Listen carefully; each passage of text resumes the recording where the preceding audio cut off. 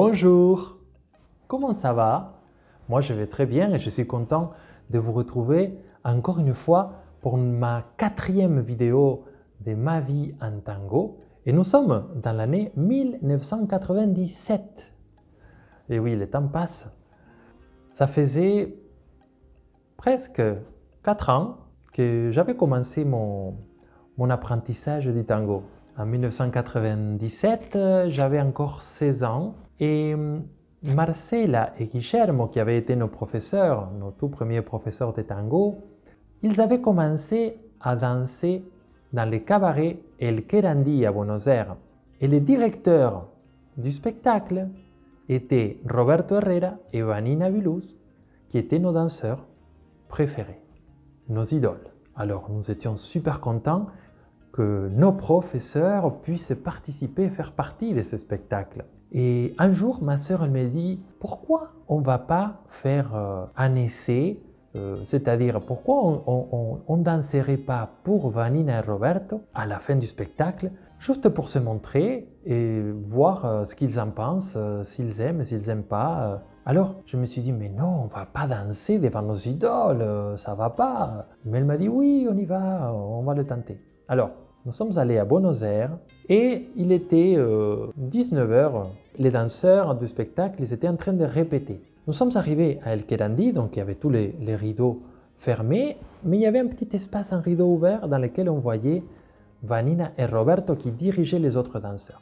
Alors, nous sommes allés, ma sœur, elle a frappé à la vitre, tac, tac, tac. Alors Vanina, elle a tourné la tête, elle a regardé, et ma sœur lui a fait signe, est-ce que tu peux nous ouvrir? Alors, nous sommes allés à la porte, et là, nous l'avons rencontré et nous lui avons proposé, est-ce qu'on peut danser, vous montrer un morceau à la fin du spectacle ce soir? Alors, elle était un petit peu surprise par la demande, je pense qu'elle n'a pas su quoi trop répondre, elle a dit, oui d'accord, venez ce soir. Alors, nous sommes revenus le soir, après le spectacle, vers minuit. Nous sommes arrivés avec nos costumes, le petit smoking, la petite robe. C'est très mignon. Imaginez, ma sœur, elle avait que 13 ans, moi j'avais 16 ans, on était vraiment petits.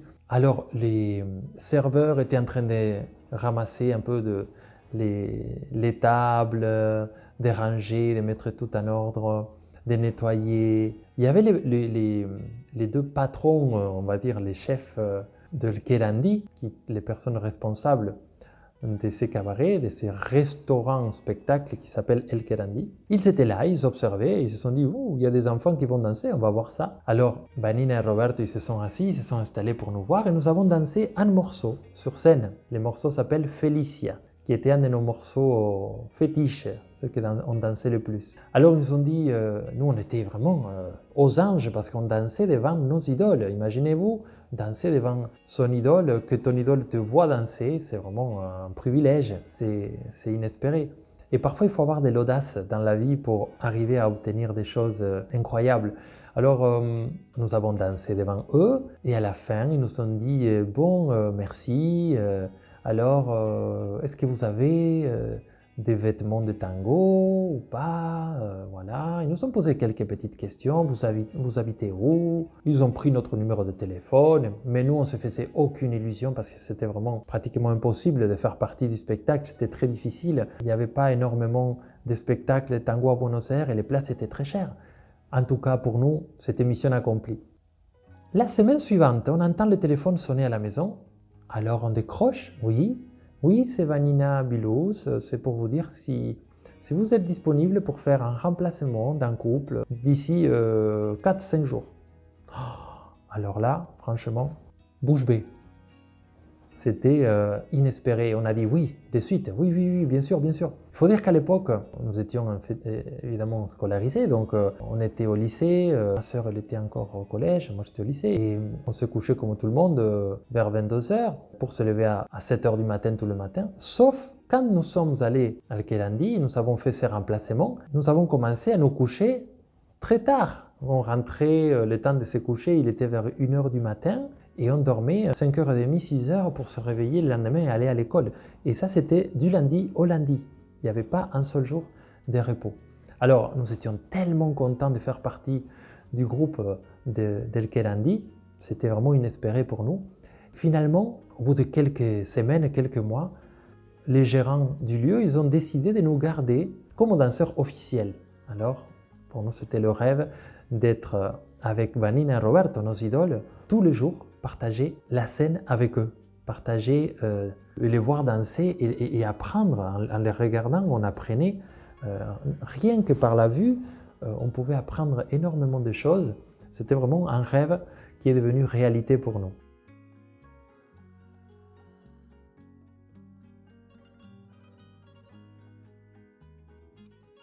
Dans le spectacle d'El Querandí, il y avait des musiciens, des chanteurs. Le chanteur était Carlos Gari, qui était chanteur de l'orchestre de Leopoldo Federico. La chanteuse était Patricia La Sala, qui avait aussi chanté entre autres avec Osvaldo Pugliese. Il y avait le bandoneoniste Alejandro Prevignano, qui était bandoneoniste de l'orchestre d'Osvaldo Pugliese. Le contrebassiste était Héctor Console, qui était musicien d'Astor Piazzolla. Enfin, c'était que des grands artistes et pour nous, c'était fabuleux de pouvoir côtoyer ces personnes-là pour apprendre, pour s'imprégner de tout ce que ces personnes-là pouvaient nous apporter. Je me rappelle qu'on allait à El Querandí, on allait avec ma mère et mon beau-père. Ils s'installaient sur le côté parce qu'on était mineurs, donc il fallait qu'on soit accompagné par des adultes. Ils étaient toujours là avec nous, ils nous ont beaucoup soutenus et donc je suis très reconnaissant envers eux. Et on avait toujours un trajet d'1 heure pour aller et 1 heure pour revenir. Ils se couchaient tard aussi pour nous soutenir alors qu'ils devaient aller travailler le lendemain. Donc vraiment un grand merci pour leur soutien inconditionnel. Je me rappelle que dans un monde d'adultes, en étant enfant, je ressentais le besoin de m'habiller comme un adulte. J'avais 16 ans et je m'habillais presque en adulte avec un pantalon tango, avec une chemise, avec la gomina. J'ai essayé de ressembler à un adulte. C'était étrange puisque j'avais que 16 ans, donc je pense que je voulais être inclus dans mon entourage, donc je sentais qu'il fallait que je m'habille et que je paraisse plus grand, plus âgé. Vous vous rappelez, je vous ai parlé des torneos juveniles bonaerenses, les tournois en culture et en sport qui étaient très très importants en Argentine. Moi, j'avais gagné déjà 2 années de suite, 3 années de suite, et pour moi c'était déjà extraordinaire comme expérience et je voulais arrêter là. Et un couple de danseurs, Diego et Andrea, qui étaient aussi de La Plata, ils avaient eu l'idée de monter un ballet de danseurs de tango et il m'a dit s'il te plaît, il faut que tu fasses partie de ces groupes. Je lui ai dit non, ça va, ça fait longtemps que je participe à ces tournois, je préférerais arrêter. Non, mais ça va être bien, tu verras. Bon. Il m'a convaincu, donc j'ai décidé de participer avec ma sœur dans ces ballets et c'était génial. Il y avait plein de danseurs aussi des tangos qui sont devenus danseurs professionnels. C'était une très belle expérience de participer dans ces ballets. Nous sommes arrivés en finale et malheureusement, cette année-là, on n'a pas gagné. On a fini en 2e position dans la catégorie tango moderne et les tangos traditionnels. Nous avons été 2e dans les 2 catégories, ce qui est pas mal quand même du tout. Et c'était vraiment une très belle expérience sur le plan humain et sur le plan artistique aussi, évidemment. Alors cette année-là, nous avons décidé de déménager, d'aller vivre à Buenos Aires. Alors, c'était une décision pas évidente, il fallait pour ma mère demander une mutation et voilà, pas mal de changement d'école, etc. Mais nous avons décidé de partir parce qu'on était vraiment happés, motivés. On était déjà à fond dans le monde du tango et on voulait apprendre davantage et être vraiment dans le bain, comme on dit. On était danseurs du spectacle El Querandí, toujours à ce moment-là. Et pour nous, c'était évidemment beaucoup plus, pratique de pouvoir habiter sur place. On avait beaucoup moins de routes à faire pour aller travailler et puis rentrer à la maison. C'était très très bien. Nous avons quitté la ville de La Plata, dans laquelle j'ai vécu pratiquement toute ma jeunesse, pour aller à Buenos Aires, la ville du tango. Et là, nous avons pris des cours avec Osvaldo Soto, qui était pour moi un danseur magnifique. J'adorais sa façon de bouger, sa façon de marcher. Donc nous avons pris des cours avec lui et c'était vraiment excellent. Il nous recevait dans sa salle de danse. Il avait une salle de danse dans son appartement. C'était une expérience fantastique de pouvoir apprendre avec un grand comme lui.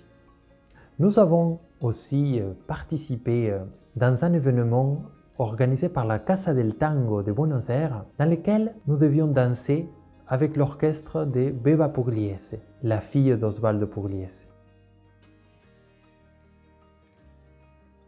Alors, nous avons dansé sur scène avec l'orchestre et nous avons gardé un contact avec elle, qui était une personne adorable, pour pouvoir ensuite danser dans une autre opportunité, une autre occasion. Alors, elle nous a rappelé pour participer dans un spectacle qu'elle devait donner à l'hôtel Plaza de Buenos Aires.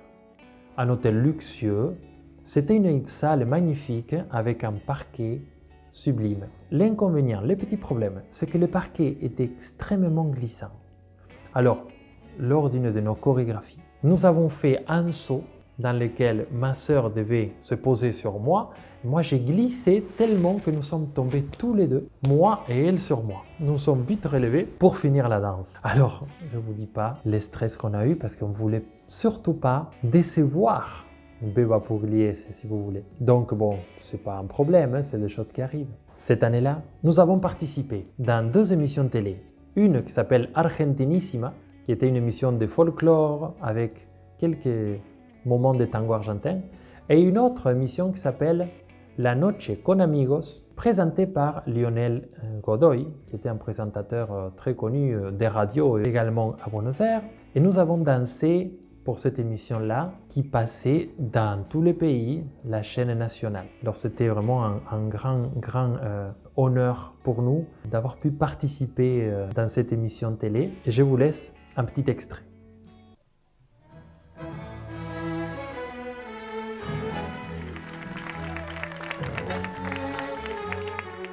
María Belén y Santiago de Enrique Saborido van a bailar Felicia. Maestro, por favor.